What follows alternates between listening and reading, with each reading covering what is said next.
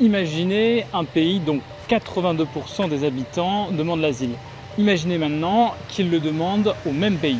Eh bien, c'est ce qui est en train de se passer avec Tuvalu, un petit état polynésien menacé par la montée des eaux. Sur les 10 643 habitants recensés en 2022, 8 750 ont effectué une demande de visa climatique à l'Australie.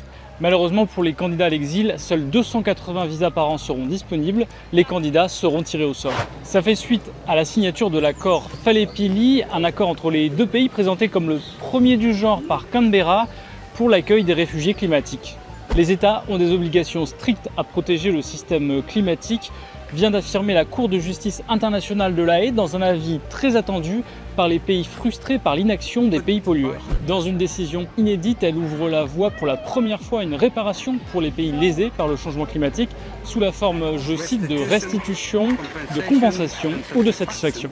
La Cour a organisé en décembre au Palais de la Paix à La Haye les plus grandes audiences de son histoire avec près de 100 nations et organisations qui devaient prendre la parole. À l'origine de la procédure en 2019, un étudiant des Vanuatu, un archipel voisin lui aussi menacé par la montée des eaux.